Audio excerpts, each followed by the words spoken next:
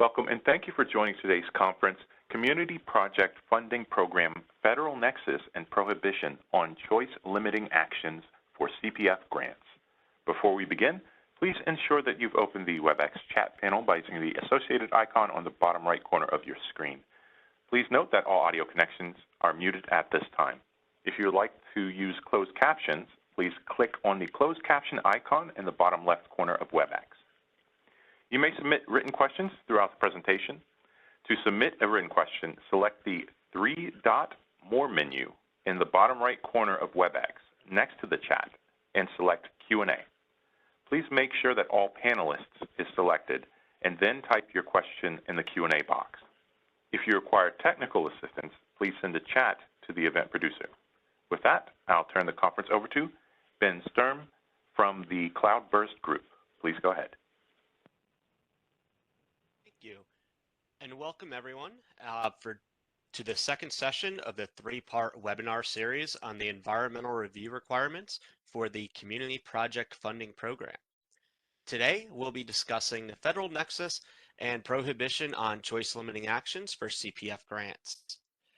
My name is Ben Sturm, and presenting with me today is Omri Gross from HUD's Office of Environment and Energy, as well as Harrison Martin O'Brien, also with the Cloudburst Group.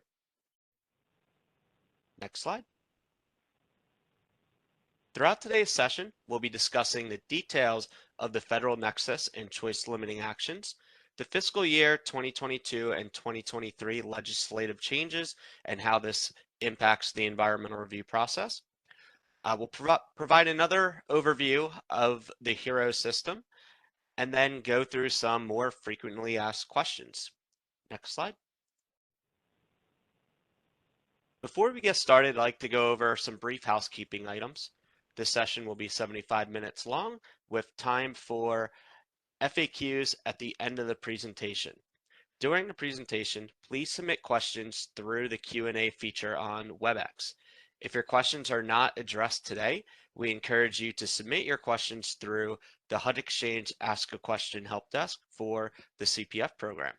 And we'll provide more detail on how you can submit that on the next slide. As previously noted, the session is being recorded and all materials, including the slides and transcript, will be available within the coming weeks. Next slide. The Ask a Question portal can be found on HUD Exchange under this Program Support tab. After you enter your contact information on page 2, under the My Question is Related to drop-down menu, please select CPF Community Project Funding. It would be helpful to also provide your CPF grant number in the question subject line or somewhere in the question description. Next slide. Okay, so let's move on with the meat of the presentation and start out with an overview of the Federal Nexus and Choice Limiting Actions. Next slide. At this point, we all know that an environmental review is required for CPF projects. But at what point does the environmental review process start and take effect? And what activity can take place during this process, and when can you start your project? To answer these questions, we need to begin with the Federal Nexus and Choice Limiting Actions. The Federal Nexus is essentially the starting point of the environmental review process and the ending point for any project activity until after the environmental review has been completed. So the Federal Nexus is the point at which your CPF project becomes federal and is subject to the environmental review under a host of laws, regulations, and executive orders. With the Federal Nexus, there is a specific date, and pending your CPF grant, this date may be different. If you have a fiscal year 2022 CPF grant, then the Federal Nexus is the date you received the letter of invitation, which would be anytime between July 18th through 20th, 2022. But for fiscal year 2023 grants, this would be the date of enactment, which would be December 29th, 2022. After these Federal Nexus dates, you are prohibited from taking any new choice limiting actions towards your project until after the environmental review has been completed. Next slide. So let's talk a bit about what choice limiting actions are. Choice limiting actions, which is set forth in 24 CFR 5822, specifies that an environmental review must be performed before any funds, regardless of source, are committed to a project. This includes other activities that are not being funded through the CPF grant, but are considered part of the overall project. So to put it simply, do not spend a dime or execute any written agreements until the environmental review has been completed.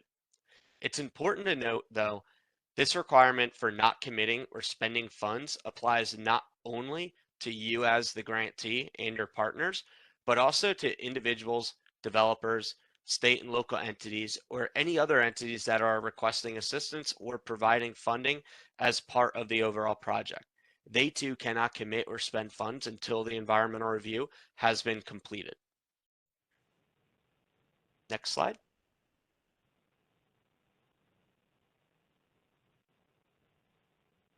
This regulation 5822 stems from the Council on Environmental Quality, who implements NEPA. In layman's terms, these regulations say that you have to have a written environmental review record beforehand and cannot take any actions before the environmental consequences are fully known. So keep in mind, the goal of the whole environmental review process is to avoid adverse impacts. And there's no way you can fully determine a finding of no significant impact or whether your project would have an adverse impact or not without first going through the environmental review process and analysis. Next slide. So let's take a break from the regulatory jargon and look at some examples. Choice limiting actions can include acquisition of property, even if the property is being acquired by non-HUD funds, signing agreements that commit you prematurely to an action before you know all the facts, and spending money to undertake project-related activities. This includes actions in addition to spending money, so you can't take any actions on the project in addition to spending money as well. So take a look at the different activities on this slide.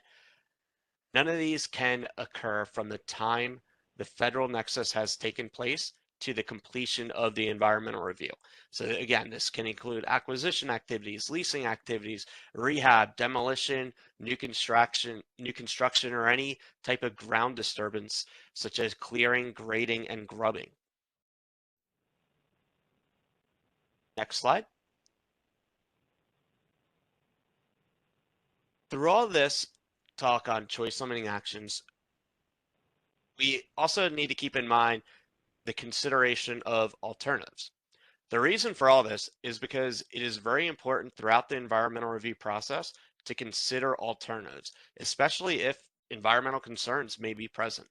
This could be considering alterations to the project scope, choosing an alternative site, or maybe in more extreme cases, a no action alternative. These consideration of alternatives occur during the environmental review process. So if the commitment of funds is approved prior to the environmental review, then that opens the window for the whole consideration of alternatives to be less genuine, biased, or diminished altogether because the project has been given the perception of this is happening rather than it being a proposed undertaking. So the key takeaway here, after the Federal Nexus, do not move forward with any project activity or spend and commit funds until the review has been completed.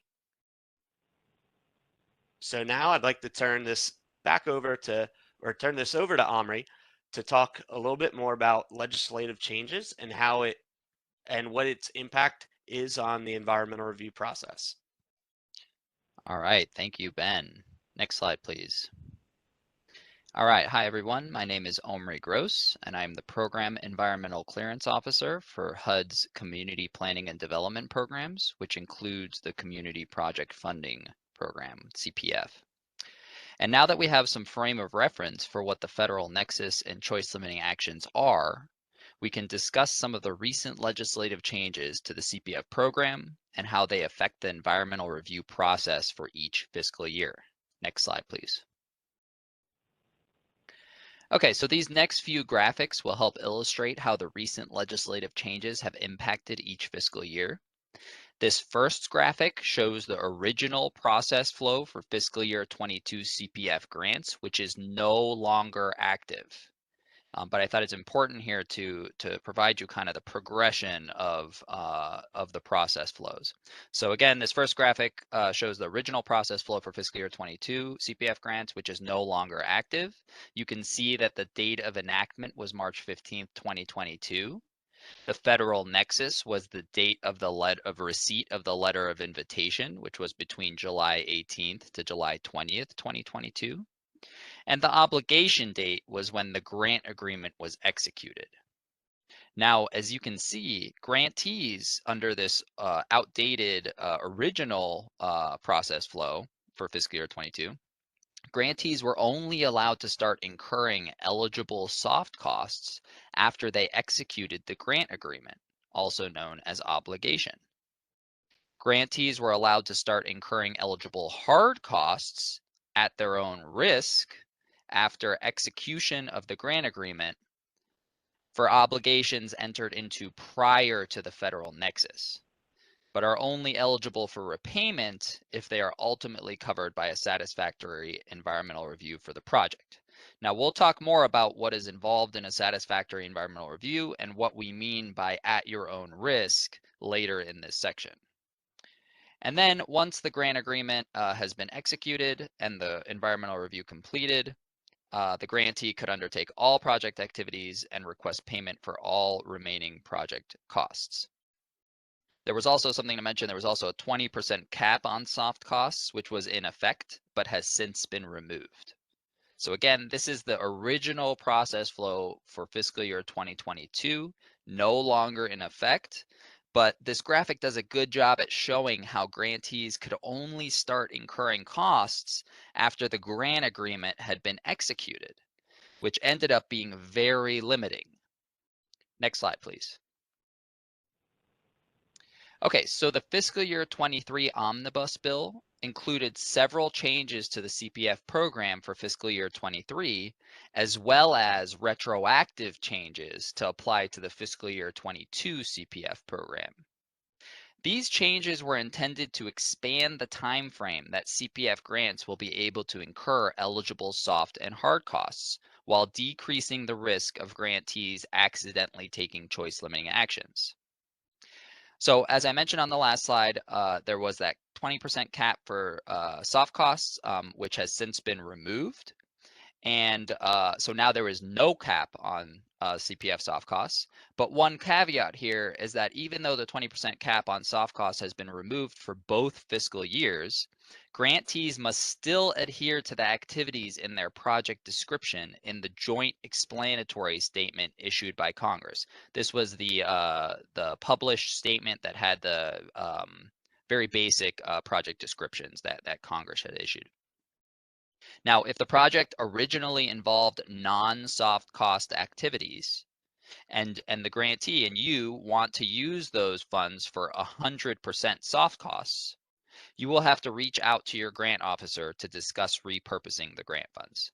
So just that one caveat there. There is no longer a cap on soft costs, no longer a 20% cap on soft costs, but if the project originally involved non-soft cost activities in the project description, and you want to use those funds for 100% soft costs, you will have to reach out to your grant officer to discuss repurposing the grant funds.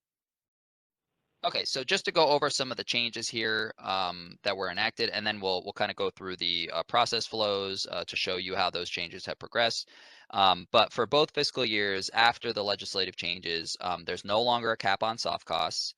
But again, grantees would still need to touch base with their grant officer for proposing to repurpose to 100% funds for soft costs.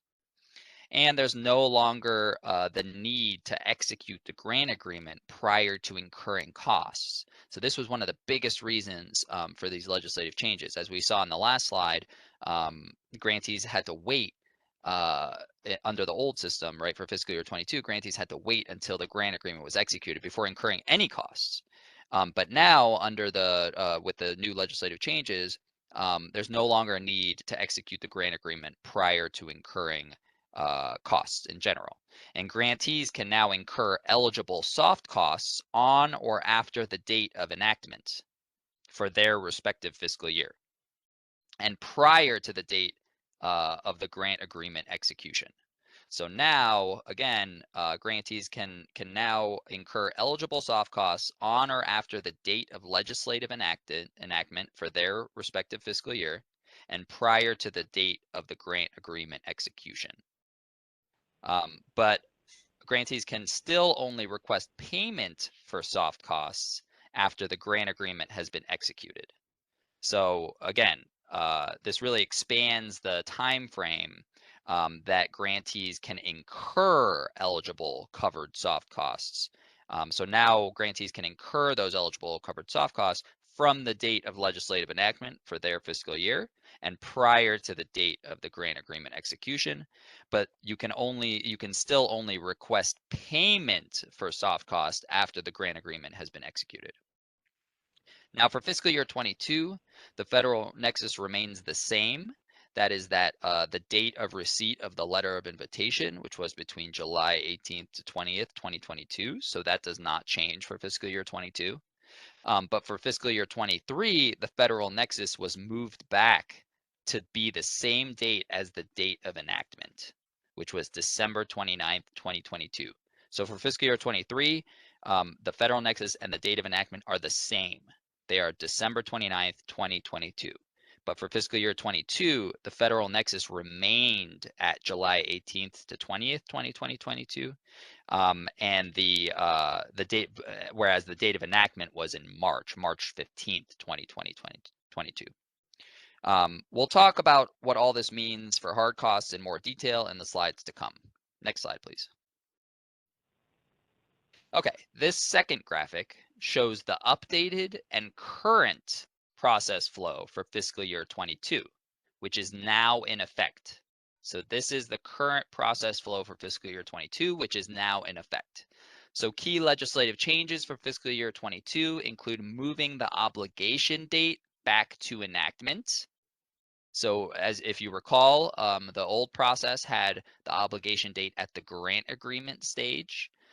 So the legislative changes moved the obligation date back to enactment for fiscal year 22, which again eliminates the need to execute the grant agreement before incurring costs.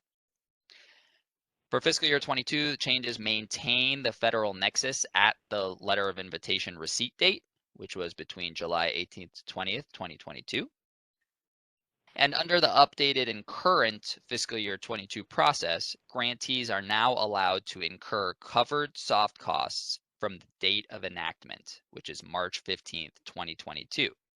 And you can see the link there for the nationwide Part 50 programmatic environmental review for fiscal year 22 CPF soft costs for a complete list of all of the soft costs that are covered by that review. And then grantees are allowed to start incurring ongoing eligible hard costs at their own risk after the Federal Nexus, which is, again, the date of receipt of the letter of invitation, but only if the commitments were in place for those activities were in place prior to the Federal Nexus, and if those activities are ultimately covered by a satisfactory environmental review. Now we're going to go through all of that, break it all down, and then revisit this slide to kind of bring it all back together. But moving on, after the grant agreement has been executed for a project, the grantee can start requesting repayment of eligible soft costs. And then once the grant agreement and the environmental review have been completed, the grantee may undertake all eligible activities and request payment of all remaining eligible project costs. Next slide, please. Okay, this last graphic shows the updated and current process flow for fiscal year 23, which is also now in effect.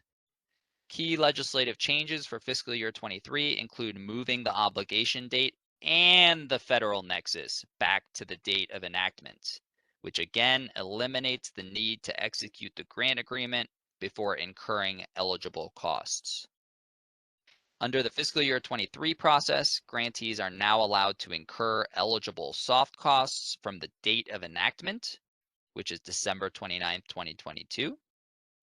Grantees are allowed to start incurring eligible hard costs at their own risk after the date of enactment if the commitments were in place prior to the federal nexus, and if those activities are ultimately covered by a satisfactory environmental review. Again, we're going to go over all of those terms and what constitutes a satisfactory environmental review, as well as what we're referring to when we're talking about ongoing eligible hard costs in the slides to come. And then after the grant agreement has been executed for a project, the grantee can start requesting payment for eligible soft costs.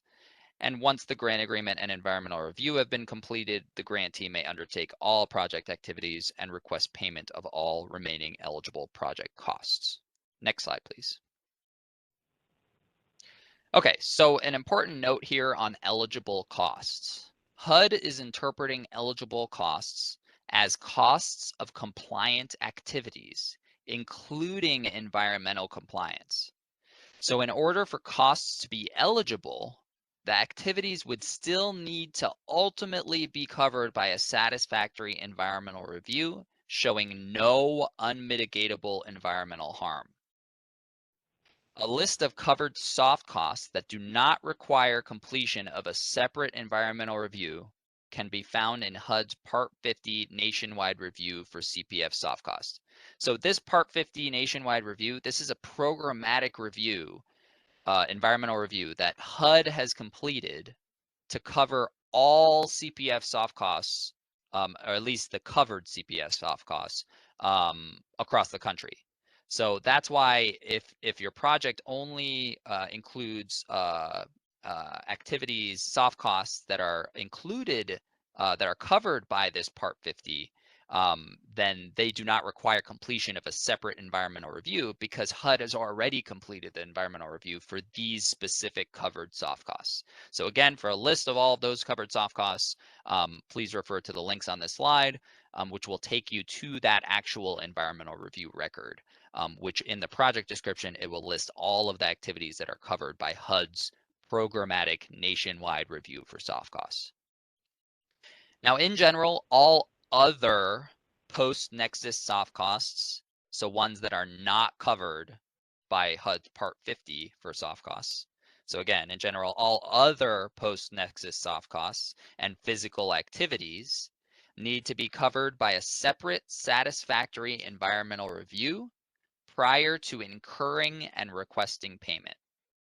Now, there is one caveat here that must be noted, which we will discuss at length, and that's for any work that was under contractual obligation prior to the federal nexus, which again, we will cover in the next few slides. Next slide, please. Okay, before we discuss the work under contract caveat that I just mentioned, let's define what a satisfactory environmental review consists of. So a satisfactory environmental review must aggregate all related project activities performed after the federal nexus, except for soft costs covered by HUD's Part 50 nationwide review for CPF soft costs. So again, let me repeat that. A satisfactory environmental review must aggregate all related project activities performed after the federal nexus, except for soft costs covered by HUD's Part 50 nationwide review. Again, that's because HUD has already completed a programmatic nationwide environmental review for select soft costs. So grantees can use that environmental review and they for those select soft costs, and they would not need to include those select soft costs into their own project-specific environmental review. Now, a satisfactory environmental review must also show that the project will not result in any unmitigatable environmental harm. And a satisfactory environmental review must show that the project was able to complete all necessary consultations, including any after-the-fact consultations with environmental review authorities for any work that might have already been performed. Now, if a satisfactory environmental review cannot be completed for the project for any reason, you will need to reach out to your grant officer to discuss other options such as repurposing of funds. Next slide, please. Okay, now as mentioned in the previous slide, a key component of a satisfactory environmental review is that the project was able to complete all necessary consultations with environmental authorities for any work that may have already been performed. This can be an issue for projects with work under contract entered into prior to the Federal Nexus, as that work is technically allowed to proceed prior to the completion of the environmental review, but will still need to ultimately be included in a satisfactory environmental review for the project to be funded. Now, some of these situations will require after-the-fact consultation with environmental authorities for activities that have already been performed. Now, some environmental authorities may not agree to post-activity or after-the-fact consultations, such as the State Historic Preservation Office and the Fish and Wildlife Service. Particularly with historic preservation, we are seeing state historic preservation offices refusing to consult on projects that have performed physical work, such as demolition or rehab, on properties listed in the National Register of Historic Places, especially for projects that they believe that the State Historic Preservation Office believe intentionally adversely affected a historic property, such as maybe demolishing a historic property, to avoid the requirements of Section 106 historic review. This is something that they call anticipatory demolition when it involves demolition. It's demolishing a structure essentially ahead of time with an intent to avoid a Section 106 review. Now, the Advisory Council on Historic Preservation guidance states that applicants and federal agencies should avoid any commitments or activities that harm historic properties prior to completing the Section 106 historic review process. Next slide, please. Okay, now that we have a better idea of what's involved in a satisfactory environmental review, let's discuss how to handle projects that had work under contract. And when we say work under contract, we're talking about work under a pre-nexus contractual obligation. So work under contract refers to any work under contractual obligations that were entered into prior to the Federal Nexus. Work under contracts entered into prior to the Nexus may technically proceed. HUD cannot require that work stops on any work that was part of a pre-Nexus contractual obligation. We just don't have that authority. Now, we will recommend that all work stop after the Federal Nexus as best practice, but technically, work under contracts entered into prior to the Nexus may technically proceed, but again, they would be doing so at the project's own risk.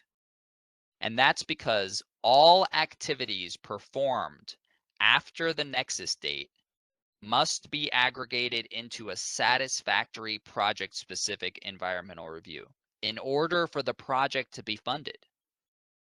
If the environmental review finds that there will be unmitigatable environmental harm, or the project cannot complete after the fact consultations with environmental authorities for work already performed, then the project is unable to be funded by HUD, and the grantee will need to reach out to their grant officer to discuss repurposing of funds. Next slide, please. Now, this work under contract caveat only applies to work or activities for which contractual obligations were entered into prior to the Federal Nexus. The prohibition on choice limiting actions under 24 CFR 58.22 still applies to any and all contracts, commitments, agreements, or any other post-nexus choice limiting actions that would reduce or eliminate a grantee's opportunity to choose project alternatives that would avoid or minimize environmental impacts. So again, this work under contract caveat, this exception that allows work to move forward if it was a part of a pre-nexus contractual obligation. Again, that only applies to activities that were in fact part of a pre-nexus contractual obligation. All other activities, the prohibition on choice limiting action applies to. Next slide, please. Okay, so now that we've kind of discussed all the terminology and the caveat, the work under contract caveat, let's take another look at both the fiscal year 22 and the fiscal year 23 CPF process flows, and I think that'll kind of wrap things up, bring things back together full circle to get a better understanding of the environmental process flow here. So going back to our fiscal year 22 and fiscal year 23 process flow slides, we can see that for fiscal year 22, grantees under the current updated flow, grantees are now allowed to incur eligible soft costs from the date of enactment, which is March 15th, 2022. If you recall, under the old outdated process flow, grantees had to wait until the grant agreement was executed, which is way further down the process there. But now, for fiscal year 22, grantees are now allowed to incur eligible soft costs from the date of enactment, which is March 15th, 2022. Again, you can see the nationwide Part 50 for a list of covered soft costs. And grantees are allowed to start incurring ongoing eligible hard costs. So this is what we're talking about. This is like work under contract hard costs. At your own risk after the federal nexus, if the commitments were in place prior to the federal nexus, and if those activities are ultimately covered by a satisfactory environmental review. So again, we say at your own risk to move forward in performing these work under pre-nexus contracts because again, if those activities can't be covered by a satisfactory environmental review, and you went ahead with those activities post-nexus because they were part of a pre-nexus obligation, but then again, that it ends up they're not able to be covered by a satisfactory environmental review, then the project is at risk for the funding. Now, after the grant agreement has been executed for a project, the grantee can start requesting repayment of eligible soft costs. And then once the grant agreement and environmental review has been completed, the grantee may undertake all eligible activities and request payment of all remaining eligible project costs. Next slide, please. Okay, now again, so now we're looking at the fiscal year 23 process one more time, just to kind of bring things full circle. So again, under the fiscal year 23 process, grantees are now allowed to incur eligible soft costs from the date of enactment. And for fiscal year 23, that was December 29th, 2022. Grantees are allowed to start incurring ongoing eligible hard costs, so also known as work under contract, at their own risk after the date of enactment, which is also the federal nexus. If the commitments were in place prior to the federal nexus, and if those activities are ultimately covered by a satisfactory environmental review. So again, if you have pre-nexus, which is also for fiscal year 23, the date of enactment, but we'll keep using the term federal nexus here. If you have pre-nexus contractual obligations for work to be conducted, that work can technically proceed after the federal nexus before an environmental review is completed, but you would be doing so at your own risk, because if it turns out that a satisfactory environmental, because it does need to be aggregated into the project environmental review, and if it turns out that the environmental review and a satisfactory environmental review cannot be completed for any reason that we listed on the satisfactory environmental review slide, if it turns out that you can't complete that satisfactory environmental review, then the project's funding could be at risk. And then after the grant agreement has been executed for a project, the grantee can start requesting payment for eligible soft costs. And once the grant agreement and environmental review have been completed, the grantee may undertake all project activities and request payment of all remaining eligible project costs. Next slide, please. Okay, so here is another way to visualize the environmental review process flow with a focus on cost eligibility. Now, we'll dig into these charts in more detail during our third and final CPF environmental review webinar on May 17th, but we thought it would be beneficial to tie them into this discussion as well. Now, these cost eligibility charts are logic trees we put together to assist in quickly and easily determining which project costs are eligible for payment. There are separate charts for fiscal year 22 and fiscal year 23, respectively, due to the differences in the dates of enactment and Federal Nexus. There are also a couple important caveats that apply to both charts. So first, this chart assumes that eligible costs are for activities covered by the project scope of a satisfactory environmental review. So meaning that anytime you're using this chart and reach a determination that costs are eligible for payment, the corresponding activities must have been included in a satisfactory environmental review for the project to be eligible for payment. If some costs or activities are not covered by the project environmental review or by HUD's Part 50 nationwide review for CPF soft costs, then those activities or costs are not eligible for payment. Second, costs are considered incurred at the point the service is performed, not when the contract is signed or when the customer is billed. So I'll repeat that. Costs are considered incurred at the point the service is performed, not when the contract is signed or when the customer is billed. And then this chart also provides a link to HUD's nationwide Part 50 review for CPF soft costs, which lists all soft costs covered in its project description and it also indicates a few supporting docs that might be necessary to make a determination of cost eligibility. So those are kind of the caveats of the notes on this chart. Again, we're going to go into much more detail on these charts. We'll go through kind of, all a few different scenarios and whatnot. But as you can see, there's kind of two buckets. There's a bucket for there's a tree for soft costs and a tree for hard costs. The soft cost tree is very easy, right? If the soft costs were incurred before the date of enactment, and for fiscal year 22, that's March 15th, 2022. So if soft costs were incurred before March 15th, 2022 for fiscal year 22, then they're not eligible. If soft costs were incurred after March 15th, 2022, which was the date of enactment, then they're eligible. And again, these would be soft costs that are covered by either HUD's Part 50 nationwide programmatic review for soft costs or by a project-specific environmental review done by the grantee's responsible entity. Okay, next slide, please. All right, and then here is the fiscal year 23 cost eligibility chart, which is similar but factors in the different Federal Nexus and enactment dates for fiscal year 23.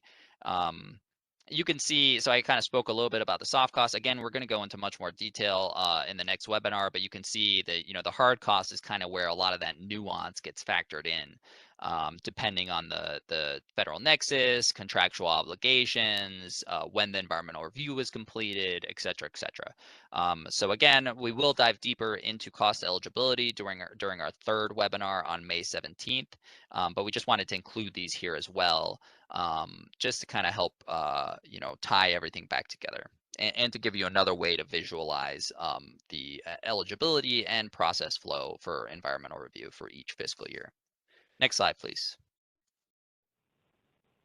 Okay, finally, I just wanted to include a reminder here to begin the environmental review process as soon as possible. Typical timelines for environmental review completion vary depending on the scope and nature of the project and all of its related activities. Also, it's important to make sure to account for the time it takes to conduct public notice and request for release of funds process, if and when required. And with that, I will hand it over to Harrison to touch on our HUD Online Environmental Review System, also known as HEROES. So much, Omri. Next slide, please. So HUD's Environmental Review Online System, or HEROES. We covered HEROES in a little more depth during the first session, but for those of you who are new to the process, please note that HEROES is required for all CPF environmental reviews. HEROES is an online system provided by HUD for developing, documenting, and managing your reviews. Responsible entities are required to use HEROES to conduct reviews for CPF grants. HEROES really streamlines and improves the ER process. It guides you through each step of the way and provides links to resources for all of the related laws and authorities. It's a really convenient tool for completing your reviews. Next slide, please. So HEROES access. Since HEROES is required for all CPF grantees, you will need to obtain access. Please note that if you already have HEROES access, you do not need to complete a second access form. Under step 1 here, your user type will depend on the entity that you work for. If you're working for a local government, you will register as a responsible entity. If you work for a nonprofit organization, you'll need to sign up for partner access. We also recommend that you review the HEROES access form instructional video provided in step 2. The video is around 10 minutes long, but covers all of the information that you will need to complete the access form. And then finally, our third step here is that you'll need to complete that HEROES access form. Once submitted, it will take around 2 to 3 weeks for your request to be processed. Once your account has been created, you will receive a HEROES welcome letter via email with your account information and instructions for logging in. Next slide, please. And here we have just a list of HEROES resources that may be useful if you're new to HEROES or you're in some need of additional assistance. We have a link to the overall user guide, a link to the how-to videos, a link to archived reviews, and this in particular will take you to environmental reviews that were completed in HEROES and are available for public consumption. And finally, the roles and responsibilities link, which will provide a list of user types and their associated roles in the HEROES system. So this is another place you can go for assistance when completing that HEROES access form in step 1 when we're thinking about what type of access you'll be signing up for. This roles and responsibilities link would be a good resource for looking that information up. All right, and then next slide, please. So that's all for our HEROES talk. We also have a bunch of key guidance and resources for Community Project Fund projects in the ER process here linked, which can also be found on the CPF landing page for both FY 2022 and for FY 2023. The CPF ER guidance and scenarios link is probably the most inclusive CPF ER guidance document that we have and serves as a one-stop shop resource for general CPF ER guidance. We also have a resource that provides guidance specifically for documenting the ER for CPF grants.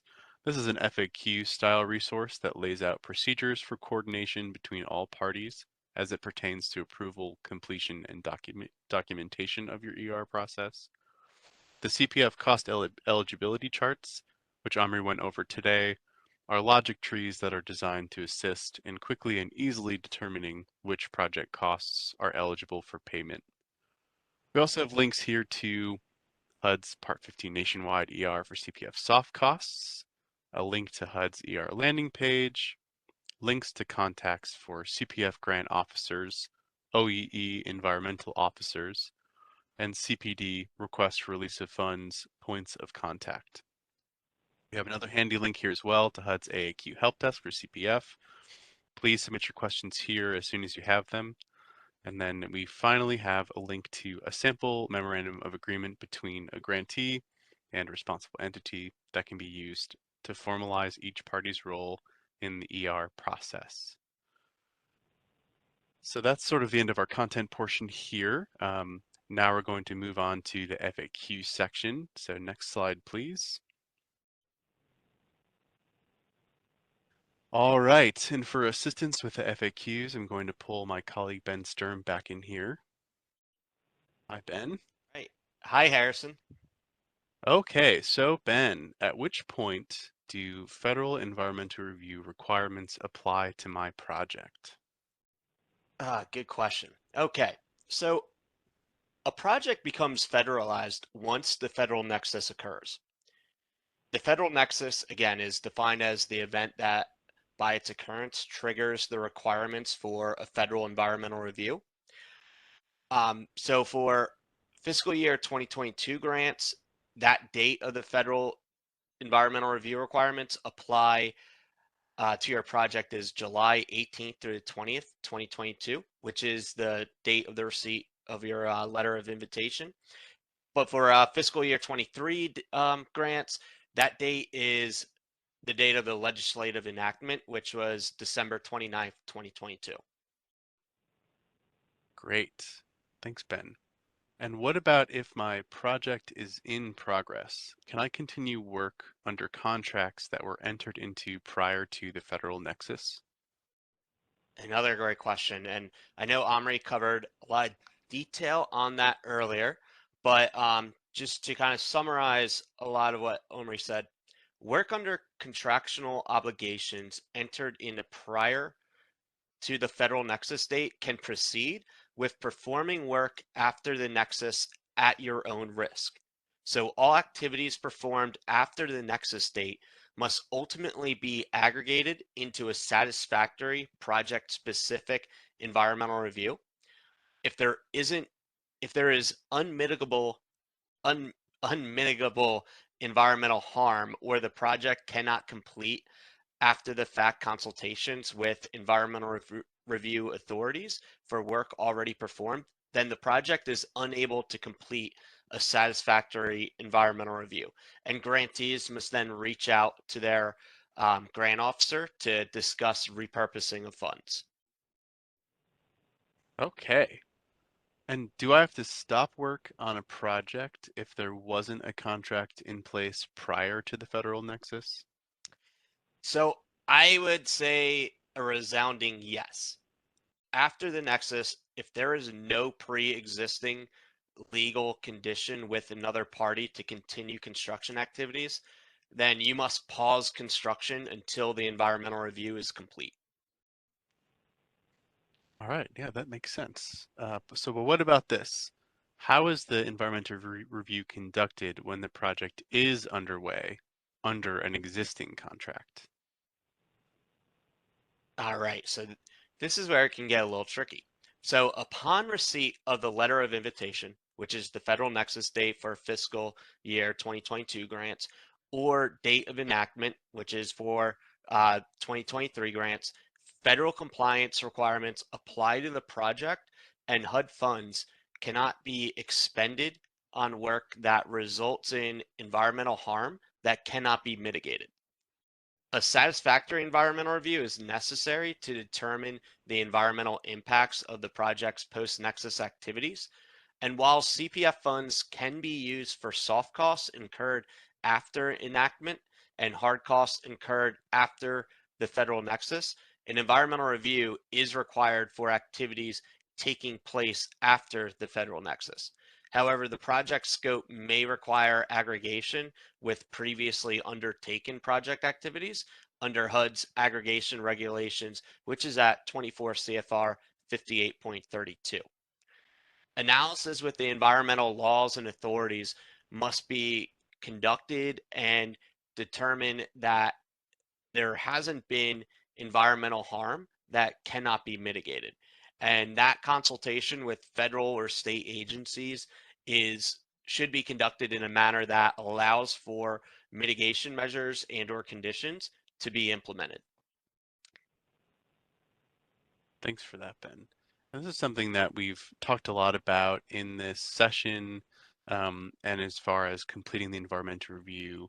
So what constitutes a satisfactory environmental review, and what happens if it cannot be achieved? So a satisfactory environmental review must aggregate all activities performed after the Federal Nexus, shows that the project will not result in unmitigable environmental harm, and be able to complete any necessary consultations with environmental authorities. A satisfactory environmental review must accurately document compliance with all applicable statutes, in particular the related laws and authorities at 58.5 and other requirements under 58.6.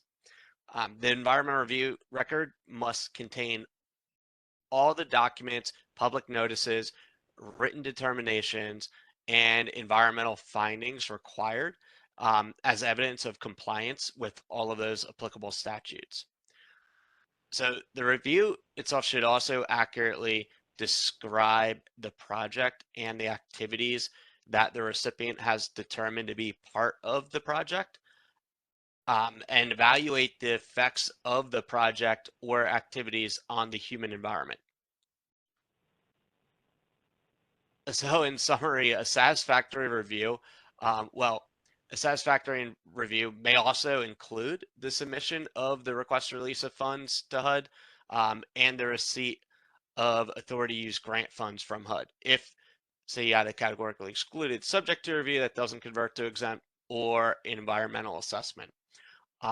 If a satisfactory environmental review cannot be completed for the project for any reason, you will need to reach out to your grant officer to discuss other options, again, such as repurposing of funds. Wow, yeah, a lot of work goes into a satisfactory environmental review. So switching gears here a little bit, can I use my planning and administration funds prior to the completion of my environmental review? So prior to the completion of the aggregated environmental review for the project, grantees can incur eligible covered soft costs for planning and administration anytime after the date of enactment. However, grantees can only request payment for soft costs incurred after the grant agreement has been executed. A list of covered CPF soft costs can be found in HUD's Part 50 Programmatic Environmental Review, which Omri mentioned earlier today. For any other soft costs not covered under HUD's nationwide environmental review for CPF soft costs, the recipient must complete a separate environmental review determining that the soft costs are exempt or categorically excluded, not subject to, also CENST, prior to incurring costs. The soft cost environmental review determination can be either separate from and prior to completion of larger project-specific environmental reviews. All So right, if you have so design costs or other project planning costs that are part of the overall project, you can do a lower level of review, such as exempt or categorically excluded, not subject to cover those soft costs, and have that separated from the larger project-specific environmental review, which would probably be categorically excluded subject to or an environmental assessment. And Ben, if I could just jump in here, this is Omri. So if you only have soft costs that are covered by HUD's nationwide programmatic review, then you don't need to do a separate, exempt or CENST environmental review determination for those soft costs. It's only if you have soft costs that are not covered by HUD's Part 50 programmatic nationwide review for soft costs that you would have to that you could do a separate you would have to do a separate environmental review, an exempt or CENST determination before you can start incurring those soft costs, those soft costs that aren't covered, right? So the HUD's Part 50 for soft costs, the programmatic review for soft costs nationwide, it covers most soft costs, but there are still some soft costs such as equipment purchase that would require some compliance, or at least addressing a couple laws and authorities. So if you have soft costs that are not covered by HUD's Part 50 nationwide review, you can do those. You can perform and incur those soft costs prior to the completion of the larger project-specific environmental review, but you'd have to make an environmental review determination for those soft costs specifically, that they are exempt or categorically excluded, not subject to. So again, if all of your soft costs fall under the Part 50 programmatic nationwide environmental review for soft costs that we've already completed, then you don't need to do a separate review for soft costs. It's only if you have soft costs that aren't covered by the HUD's nationwide review that you would need to do a separate environmental review for soft costs. And again, you could wait and roll those additional soft costs, the ones that aren't covered by HUD's review. You can wait and roll those into the larger aggregated project-specific environmental review. But we are also allowing them to be kind of disaggregated from the larger environmental review if you'd like to be able to use those soft costs prior to being able to complete the larger project environmental review. So it's a lot to take in, but that's just one nuance I want to add there. Thank you. All right. Thank you, Omri, for that, for clarification on that. Thank you both. So, now we've sort of gone over that planning funds are an allowable expense and sort of where we can use those in conjunction with the completion of your environmental review. But what if you're awarded a grant that's for 100% planning activity? Do you still have to complete an environmental review? So again, based on your project narrative, your grant officer can confirm whether your project is covered under the Part 50 review. The Part 50 nationwide programmatic review. And so if you have a planning only grant as confirmed by your grant officer, you do not have to conduct a new environmental review because the review has already been completed by HUD. So again, as a reminder, you must have a fully executed grant agreement to draw down HUD funds for repayment of eligible activities. All right, thanks for that, Ben. And on the subject of all these costs, at what point are hard or soft costs considered incurred for CPF projects? So costs would be considered incurred at the point the service is performed, not when the contract is signed or when the customer is billed.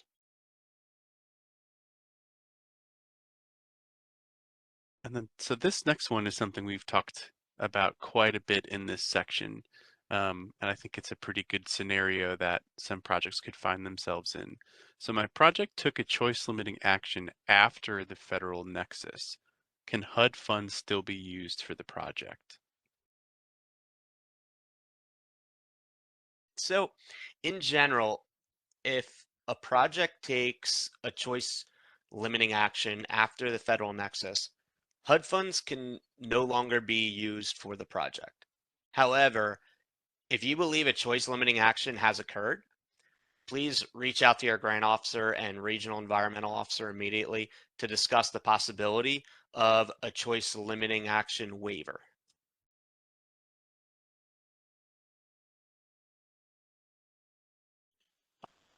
And what about if I've started construction on my project with non-HUD funds, but plan to use HUD funds for a portion of my project using my CPF award?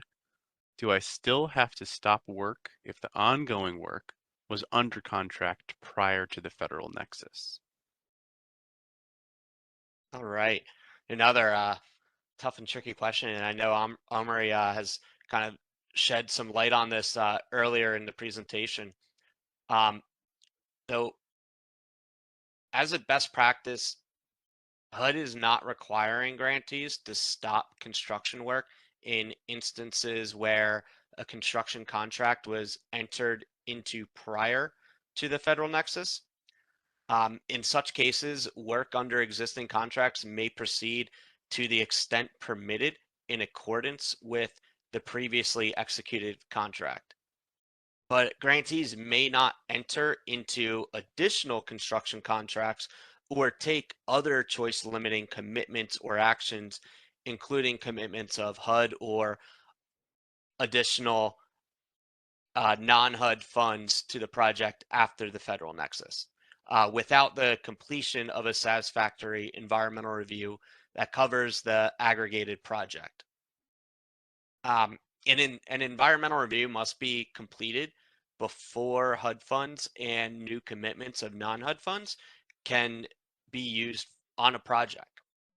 However, HUD does not recommend, or HUD does recommend, that grantees stop work after the Federal Nexus as a best practice. So if any work conducted results in environmental harm that cannot be mitigated, such as damaging endangered species habitats, impacting a structure eligible for listing on the National Register of Historic Places, or precludes completion of federal consultation requirements, those project activities cannot be funded.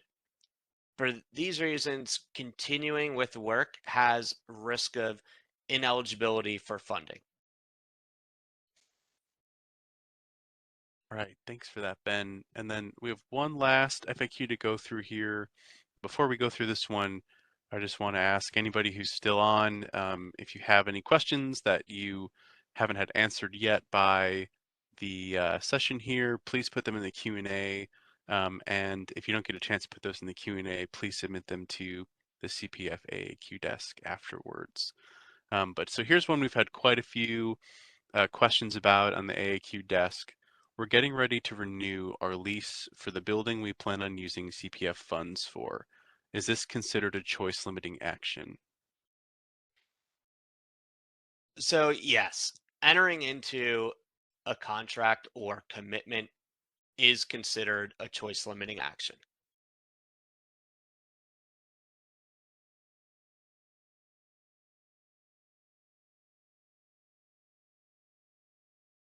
All right, thanks for that, Ben. So I think we're all set with the FAQs here. And if we go to the next slide, please. Ben, I'll let you take it away. All right, thank you, Harrison.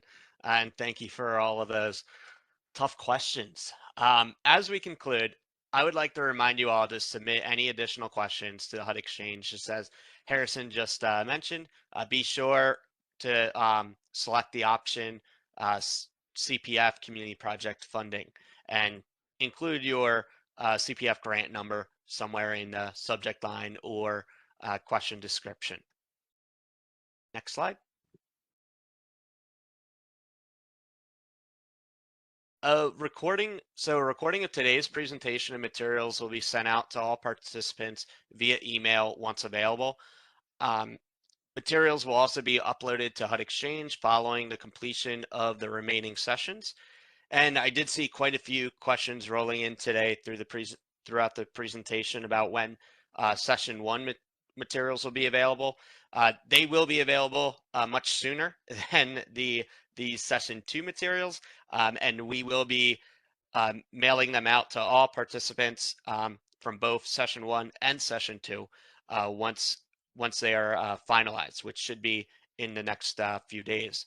So keep an eye out for the session 1 materials, and then session 2 will probably be available more likely in the coming weeks. As a reminder, webinar 3, cost eligibility and documenting the environmental review record for community project funding program grants, will be held on May 17th at 1:00 p.m. Eastern Time. This session will define the eligible costs for fiscal year 2022 and fiscal year 2023 CPF grants, and also describe the environmental review process and how to properly document a satisfactory environmental review under 24 CFR Part 58. So this concludes today's session, and thank you all for joining, and we look forward to seeing you at the next session on May 17th. That concludes our conference. Thank you for using event services. You may now disconnect.